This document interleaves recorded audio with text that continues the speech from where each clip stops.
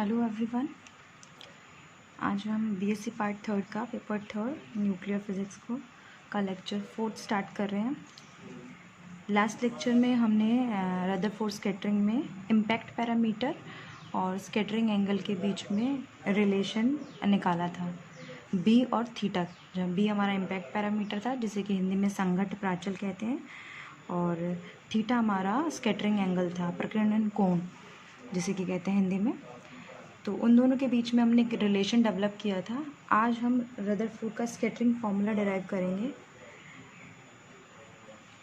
Rutherford scattering formula start कर रहे हैं। तो सबसे पहले स्कैटरिंग क्रॉस सेक्शन क्या होता है, प्रकीर्णन परिक्षेत्र क्या है, जिसे कि सिग्मा से डिनोट करते हैं, और sigma is equal to pi b square होता है, जहाँ की बी वो आपका इम्पैक्ट पैरामीटर है। इसको फिगर से समझते हैं कि है क्या ये। स्कैटरिंग जिस तरीके से हो रही है, हमें पता है कि अल्फ़ा पार्टिकल जो कि इंसिडेंट करवाया जा रहा है, और टारगेट हमारा न्यूक्लियस है, एटम का न्यूक्लियस है जिस पे करवाया जा रहा है। हमने बोला ये जो बी जो रेंज है न्यूक्लियस से और अल्फ़ा पार्टिकल की, वो क्लोजेस्ट अप्रोच है, जबकि उस पर रिपल्सिव फोर्स नहीं लगे। ठीक है, मतलब बी की रेंज में आने के बाद अल्फ़ा पार्टिकल अगर बी की रेंज में आता है तो हाई एंगल की स्कैटरिंग होती है। ठीक है, आप ये डिफरेंट डायरेक्शंस में देख रहे होंगे कि जैसे ही अल्फ़ा पार्टिकल इन बी के रेंज के बाहर है, तो वो जितना दूर जाता जा रहा है बी से, तो उसके एंगल में चेंज नहीं आ रहा। जैसे जैसे और ऊपर तक जाता जाएगा तो स्ट्रेट अल्फ़ा पार्टिकल स्क्रीन पे चला जाएगा। लेकिन जैसे जैसे वो न्यूक्लियस की रेंज में आ रहा है, इट मीन्स बी की रेंज में आ रहा है, वैसे वैसे उसकी स्कैटरिंग शो हो रही है। देखिए, अगर ये वाला पाथ अगर फॉलो करें, तो अगर बी से ये थोड़ा ऊपर वाला पाथ है, तो इसमें कम एंगल की, मतलब थीटा बहुत हायर एंगल की स्कैटरिंग नहीं हो रही, पर स्कैटरिंग हो रही है। जैसे जैसे और बी के नज़दीक आएगा तो हायर एंगल की स्कैटरिंग होगी। ठीक है, और अगर न्यूक्लियस को और ज़्यादा अप्रोच करेगा तो हम इस पाथ की तरफ फॉलो करते हैं। क्या होगा, जितना ज़्यादा आएगा मैक्सिमम रिपल्सिव फोर्स लगेगी, तो बिल्कुल अल्फ़ा पार्टिकल का पाथ रिवर्स हो जाएगा और वो रिवर्स बैक हो जाएगा अपने पाथ पे। मतलब बिल्कुल डायरेक्शन 180 डिग्री उसको एंगल पे इसकी स्कैटरिंग हो जाएगी, पाई पे स्कैटरिंग होगी।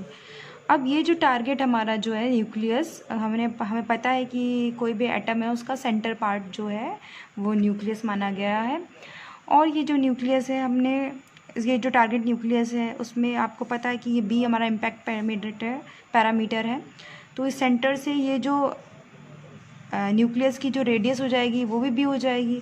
तो ये एक सर्कल का जो एरिया होगा वो क्या हो जाएगा, क्या होता है, पाई आर स्क्वायर। आर क्या है यहाँ पे, बी इसकी radius, so that is pi b square. तो ये पूरा जो न्यूक्लियस का है, ये उसका स्कैटरिंग क्रॉस सेक्शन है, जिसे कि हम सिग्मा से डिनोट करते हैं। Sigma is equal to pi b square. ठीक है, अब आगे शुरू करते हैं, स्कैटरिंग फार्मूला डिराइव करना शुरू करते हैं। करना क्या चाहते हैं हम, कि हमें पता है कि अभी तक जो स्कैटरिंग हो रही है थीटा की, हायर एंगल थीटा पे होती है। हम जानना चाहते हैं कि अगर थीटा और थीटा से भी ज़्यादा एंगल पर अगर जितने स्कैटरिंग हो रही है, तो वो नंबर ऑफ़ पार्टिकल्स कितने हैं, कितने अल्फ़ा पार्टिकल्स हैं जो हायर स्कैटरिंग को शो कर रहे हैं। Let's assume alpha particle incident on a foil in a range 0 to b are scattered with angle theta और मोर देन थीटा। सबसे पहले तो अल्फ़ा पार्टिकल जो भी गोल्ड की फॉइल, जिसे कि पर्णिका कहा जाता है, जितने भी अल्फ़ा पार्टिकल पर्णिका पे आपतित हो रहे हैं 0 से b की रेंज में, वो थीटा एंगल से या तो स्कैटर्ड हो रहे होंगे या थीटा से भी ज़्यादा एंगल से स्कैटर्ड हो रहे होंगे। It means alpha particle incident inside the area pi b square. ये जो एरिया है, अगर थीटा और थीटा से ज़्यादा की स्कैटरिंग हो रही है, तो इसका मतलब जो स्कैटरिंग हो रही है वो इस एरिया से हो रही है।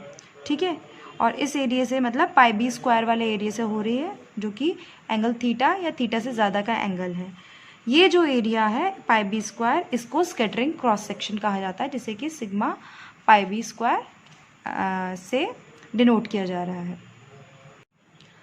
अब रदरफोर्ड स्कैटरिंग फार्मूला डिराइव करने के लिए अज्यूम कर लेते हैं कि जो फॉइल है, जो पन्नी है, मान लीजिए ये अल्फ़ा पार्टिकल है और ये एक फॉइल पर आ रहा है। इस फॉइल की जो थिकनेस है, मोटाई है, वो टी मान लेते हैं। ठीक है, T थिकनेस की हमने फॉइल ली है और जिस पे n atom per unit volume पर है, ठीक है। तो number of atom in unit area कितने हो जाएंगे, NT कितना हो जाएगा पूरे पर यूनिट एरिया में number of atoms. If beam of alpha particle incident on area A, अगर ये जो एरिया ए है इस पे अल्फा पार्टिकल को आपतित कराया जाता है, तो जो नंबर ऑफ पार्टिकल होंगे वो नंबर ऑफ अल्फा पार्टिकल जो होंगे वो NTA से स्कैटर्ड होंगे, प्रकीर्णन हुआ उनका NTA एटम से स्कैटरिंग होगी। तो total scattering cross section of alpha particle क्या हो जाएगा, मतलब जो फॉइल है जिसका हमने एरिया अज्यूम A कर लिया और जिसकी थिकनेस T है और जिस पे पर यूनिट में स्मॉल n एटम है पर यूनिट वॉल्यूम में, उसमें टोटल स्कैटरिंग क्रॉस सेक्शन क्या आ जाएगा अल्फा पार्टिकल का, जो कि फॉइल से स्कैटर्ड है, वो इक्वल आ जाएगा NTA सिग्मा के, जहाँ सिग्मा हमारा स्कैटरिंग क्रॉस सेक्शन है और ये हमारा टारगेट है जो जिससे कि अल्फा पार्टिकल स्कैटर हो रहे हैं। तो टोटल स्कैटरिंग क्रॉस सेक्शन क्या आ जाएगा कि NTA into sigma. Now assume कर लेते हैं F कोई फ्रैक्शन है उन इंसिडेंट पार्टिकल का जो कि थीटा या थीटा से ज़्यादा एंगल से स्कैटर्ड हो रहे हैं। फ्रैक्शन मतलब वो पार्ट या वो अंश उन अल्फा पार्टिकल जो, क्योंकि बहुत सारे अल्फा पार्टिकल बम्बार्ड कराए जा रहे हैं, कुछ अल्फा पार्टिकल ही हैं जो कि हायर एंगल की स्कैटरिंग दिखा रहे हैं। मान लीजिए वो जो एंगल वो पार्टिकल जो थीटा मतलब मैक्सिमम स्कैटरिंग और थीटा से भी ज़्यादा एंगल से स्कैटर्ड हो रहे हैं, उन पार्टिकल्स का जो फ्रैक्शन है वो F से डिनोट करते हैं, ठीक है। तो F क्या हो जाएगा, total number of alpha particle scattered with angle theta और more than theta over number of alpha particle incident. इसको हम ऐसे भी लिख सकते हैं, इसे हम ये भी बोल सकते हैं कि ये रेशो होगा उन अल्फा पार्टिकल्स का कि जो कि थीटा या थीटा से ज़्यादा एंगल पे स्कैटर्ड हो रहे हैं, उनका total scattering cross section over वो टोटल एरिया जिस पे अल्फा पार्टिकल इंसिडेंट कराए गए हैं। तो अगर इन टर्म्स ऑफ एरिया लिखेंगे और स्कैटरिंग क्रॉस सेक्शन लिखेंगे तो क्या हो जाएगा, NTA सिग्मा ओवर ए से ए कैंसिल, क्या बचा आपका F is equal to NT sigma और सिग्मा क्या है पाई बी स्क्वायर। तो B यहाँ पर क्या है आपका इम्पैक्ट पैरामीटर, हम पहले ही इम्पैक्ट पैरामीटर को in terms of theta calculate कर चुके हैं, जहाँ हमने इम्पैक्ट पैरामीटर और थीटा स्कैटरिंग एंगल में रिलेशन निकाला था। वहीं से हम B की वैल्यू इस इक्वेशन में पुट कर देंगे। एज वी नो हमने जो B की वैल्यू कैलकुलेट करी थी इन टर्म्स ऑफ थीटा वो क्या थी, twice of ZE square over 4 pi epsilon naught MV square cot theta by 2। B और थीटा में जो रिलेशन था वो ये वाला रिलेशन हमने निकाला था। अगर हम मान लें कि अल्फा पार्टिकल जो इंसिडेंट कराया जा रहा है उसकी एनर्जी E है, काइनेटिक एनर्जी, गतिज ऊर्जा अगर उसकी E है अल्फा पार्टिकल की, जिसको कि हम हाफ MV स्क्वायर लिख सकते हैं, तो यहाँ जो हमारा MV स्क्वायर बाई 2 है इसकी जगह पे हम E लिख देते हैं। तो B इज इक्वल टू क्या हो जाएगा, B is equal to ZE square over 4 pi epsilon naught E cot theta by 2, ठीक है। यही B की वैल्यू हम वहाँ जहाँ हमने F is equal to NT pi sigma B square निकाला है वहाँ पे इस B की वैल्यू लिख देंगे। तो इक्वेशन क्या हो जाएगी, F is equal to NT pi ZE square over 4 pi epsilon naught E का whole square cot square theta by 2। ये वो फ्रैक्शन है जो कि थीटा एंगल से या थीटा से ज़्यादा एंगल से स्कैटर्ड हो रहा है, ठीक है। ये तो अभी हम प्रैक्टिकली बात करना चाहें, अगर हम एक्चुअल एक्सपेरिमेंट देखना चाहें तो हमेशा किसी भी एक्सपेरिमेंट को हम पर्दे पे देखते हैं कि उसका बिहेवियर कैसा है। हमने यहाँ पर इस एक्चुअल एक्सपेरिमेंट में रदरफोर्ड के एक्सपेरिमेंट में गीगर और मार्टसन जो साइंटिस्ट हुए थे उनकी लैब में उन्होंने क्या किया था कि एक डिटेक्टर लगाया हुआ था, जैसे कि हिंदी में संसूचक कहते हैं, और एक तरह से स्क्रीन की तरह ही काम करता है। उन्होंने जैसे ही अल्फ़ा पार्टिकल है और ये फॉइल पे आ रहा है, इसके बाद उन्होंने एक स्क्रीन लगा रखा था, ठीक है। तो यहाँ पे डिटेक्टर से ये रिकॉर्ड हो रहा था कि कितने अल्फ़ा पार्टिकल आ रहे हैं और किस तरह के स्कैटरिंग कर आ रहे हैं। तो इन actual experiment the detector is placed at A distance r। हम मान लेते हैं कि फॉइल में और जो स्क्रीन है उसके बीच की जो दूरी है वो स्मॉल r है, ठीक है। और ये किस लिए लगाया हुआ है, मेज़र करने के लिए कि नंबर ऑफ़ अल्फ़ा पार्टिकल जो स्कैटर्ड हुए हैं कौन सी रेंज में, थीटा और थीटा प्लस डी थीटा। अब हम अज्यूम कर लेते हैं कि एक एंगल हम बार बार बोल रहे थे कि या तो स्कैटरिंग थीटा से होगी या मोर देन थीटा होगी, तो हम एक रेंज लेकर चलते हैं कि या तो जो स्कैटरिंग है हम नोट कर रहे हैं थीटा की और थीटा प्लस डी थीटा के बीच की। तो थीटा और थीटा प्लस डी थीटा के बीच की स्कैटरिंग को अगर हमें देखना है तो ये जो इक्वेशन है इसका हमें डिफरेंशिएशन करना पड़ेगा, तभी हम थीटा और डी थीटा के बीच में के अल्फ़ा पार्टिकल्स को मेजर कर पाएंगे। तो ये जो फ्रैक्शन है अल्फ़ा पार्टिकल थीटा और थीटा प्लस डी थीटा की रेंज में क्या हो जाएगा, d f is equal to n t pi z e square over 4 pi epsilon naught e whole square. Cot square theta by 2 का क्या हो जाएगा, twice of cot theta by 2 और कॉट थीटा बाई 2 का कॉसेक स्क्वायर थीटा बाई 2 और theta cosec square theta by 2 और theta by 2 का 1/2 with minus sign. ठीक है, तो जो ऊपर 2 आएगा और जो थीटा बाई 2 का 2 आएगा वो तो कैंसिल हो जाएगा, तो हमने डायरेक्ट लिख दिया d f is equal to minus n t pi z e square over 4 pi epsilon e square cot theta by 2 cosec square theta by 2 d theta. अब यहाँ जो नेगेटिव साइन है वो अगर एक्सपेरिमेंटली देखें तो क्या शो कर रहा है कि जैसे जैसे थीटा की वैल्यू बढ़ती जा रही है वैसे वैसे एफ की वैल्यू क्या हो जाएगी, कम हो जाएगी। कैसे कि जितनी ज़्यादा हायर एंगल ऑफ स्कैटरिंग होगी उतना ही फ्रैक्शन कम हो जाएगा। मतलब बहुत कम अल्फ़ा पार्टिकल ऐसे होंगे जो हायर एंगल की स्कैटरिंग दिखा रहे होंगे, तो ये एफ़ की वैल्यू में क्या हो जाएगा, वो अल्फ़ा पार्टिकल धीरे धीरे कम होते जाएंगे क्योंकि जो हायर एंगल की स्कैटरिंग दिखाएंगे वो कुछ ही पार्टिकल होंगे। तो जैसे जैसे थीटा बढ़ेगा वैसे वैसे एफ़ की वैल्यू कम हो जाएगी। ये नेगेटिव साइन डिनोट करता है। अब इसे हम एक ना फिगर से समझते हैं कि अल्फ़ा जो रेंज है थीटा और डी थीटा की रेंज जो है इसमें जो स्कैटरिंग हो रही है वो किस तरह की दिख रही होगी। ये कोई अल्फ़ा पार्टिकल है जो कि स्ट्राइक कर रहा है इस फॉइल पे, जो कि गोल्ड की फॉइल है, पन्नी जिसे पर्णिका जो है उस पर स्ट्राइक कर रहा है। और यहाँ जब हमारा स्क्रीन या डिटेक्टर जो लगा हुआ है वो इससे किसी डिस्टेंस आर पे रखा हुआ है स्क्रीन में, और जो फॉइल है उसके बीच की जो डिस्टेंस है वो आर है, और ये जो एंगल की स्कैटरिंग हो रही है वो थीटा एंगल से स्कैटरिंग हो रही है। तो ये डिस्टेंस आर हो गया, ये एंगल थीटा हो गया, तो ये जो डिस्टेंस आ जाएगी ये क्या हो जाएगी, ये थीटा है या आर है, तो ये कितना हो जाएगा, आर साइन थीटा। ठीक है, नेक्स्ट जो एंगल है जिससे स्कैटरिंग हो रही है इसके ज़्यादा से ज़्यादा थीटा से ज़्यादा जो स्कैटरिंग हो रही है वो डी थीटा की है, तो ये एंगल कितना हो गया, डी थीटा। ये एंगल डी थीटा है, ये आर्क हो गया इसका, और ये रेडियस आर है। तो फॉर्मूला क्या होता है, angle is equal to arc upon radius. ठीक है, तो आर्क क्या हो जाएगा, angle into radius, that is arc चाप बराबर कोण इंटू त्रिज्या। तो यहाँ जो त्रिज्या है वो आर है और एंगल कितना है, डी थीटा, तो ये चाप कितना हो जाएगा, आर डी थीटा। ठीक है, तो ये जो स्कैटरिंग है जो कि बोथ साइडेड चल रही है, स्क्रीन पे जब हम देखेंगे और इस तरह की स्कैटरिंग देखेंगे जो थीटा एंगल और डी थीटा एंगल से आएगी, तो ये कुछ ऐसा महसूस होगा कि एक सर्कुलर रिंग बन रही है। ठीक है, एक वलय का फॉर्म में आ रही है, जो जितने भी पार्टिकल जो थीटा और डी थीटा से स्कैटर्ड होकर आ रहे हैं।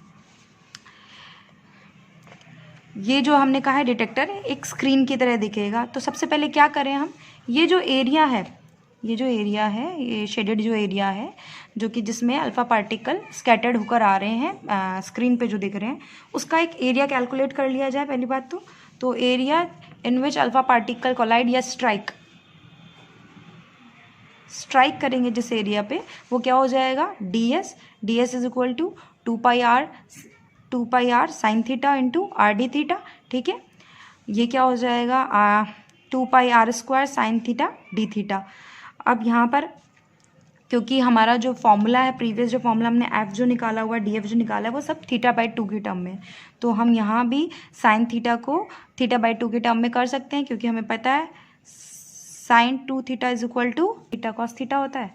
अगर हम यहाँ पे थीटा बाई 2 कर दें, मतलब थीटा को थीटा बाई 2 से रिप्लेस कर दें, तो क्या हो जाएगा हमारा formula 4 pi are square sine theta by 2 cos theta by 2 d theta.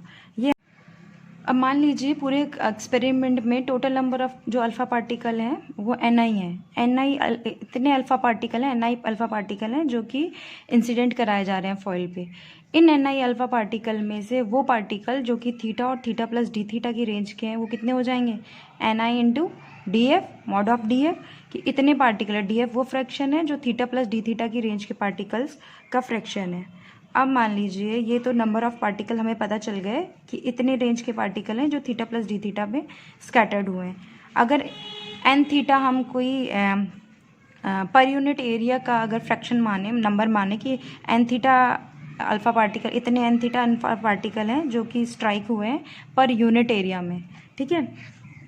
तो पर यूनिट एरिया में एन थीटा हुए हैं तो ये कितना हो जाएगा, एन थीटा कितना हो जाएगा, इस पूरे जो जितने भी पार्टिकल है उसको उस एरिया से डिवाइड कर दें, और एरिया हम ds कैलकुलेट कर ही चुके हैं। तो क्या हो जाएगा ये, तो ये हो जाएगा n theta is equal to Ni df over ds।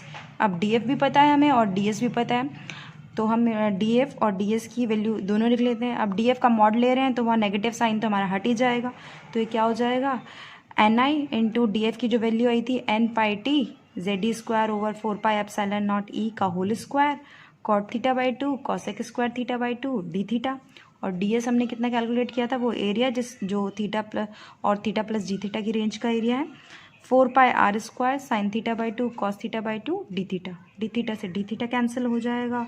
Cot को हम चेंज कर लेंगे cos over sign theta by 2, फिर कॉस से कॉस चेंज हो जाएगा, नीचे 2 साइन थीटा बाई 2 रह जाएंगे जो ऊपर जाके क्या हो जाएंगे, कॉसेक 4 थीटा बाई 2 बना देंगे, ठीक है। और जितनी भी वैल्यूज़, जैसे पाई से पाई कैंसिल हो जाएगा, इसको सॉल्व करने के बाद हमारे पास जो टर्म रह जाएगी वो कितनी रह जाएगी, N theta is equal to Ni N T Z square E की पावर 4 8 पाई एप्सिलॉन नॉट का स्क्वायर, क्योंकि यहाँ जो आ रहा है वो 4 का स्क्वायर हो रहा है जो कि 16 आएगा, 16 इंटू 4 64, जिसको हम 8 का स्क्वायर 64 होता है, तो 8 पाई एप्सिलॉन नॉट का square r square e square cos x 4 theta by 2। तो इतने नंबर ऑफ पार्टिकल्स हैं पर यूनिट एरिया में जो कि थीटा और थीटा प्लस डी थीटा की रेंज के थे, ठीक है। ये जो फॉर्मूला है, इस फॉर्मूला को रदरफोर्ड स्कैटरिंग फॉर्मूला कहते हैं। इस फॉर्मूला से हम क्या देख पा रहे हैं कि जो नंबर ऑफ पार्टिकल्स हैं, नंबर ऑफ अल्फ़ा पार्टिकल्स हैं जो कि पर यूनिट एरिया की बात कर रहे हैं, पर यूनिट एरिया में जो अल्फ़ा पार्टिकल्स हैं जो थीटा और थीटा प्लस डी थीटा से हायर एंगल की स्कैटरिंग हो रही है, वो डायरेक्टली प्रोपोर्शनल है cosec 4 theta by 2, directly proportional है थिकनेस ऑफ फॉइल पे। अगर फॉइल की थिकनेस में चेंज आता है तो नंबर ऑफ पार्टिकल्स में चेंज आएगा। डायरेक्टली प्रोपोर्शनल है न्यूक्लियस के चार्ज के स्क्वायर के बराबर से, मतलब डायरेक्टली प्रोपोर्शनल है जेड स्क्वायर और E4 के, ठीक है। और डायरेक्टली प्रोपोर्शनल है एन के नंबर ऑफ एटम्स पे, और इन्वर्सली प्रोपोर्शनल है kinetic energy of alpha particle के स्क्वायर के। तो ये है आपका Rutherford scattering formula. Next lecture में हम total scattering cross section calculate करेंगे। अभी के लिए थैंक यू।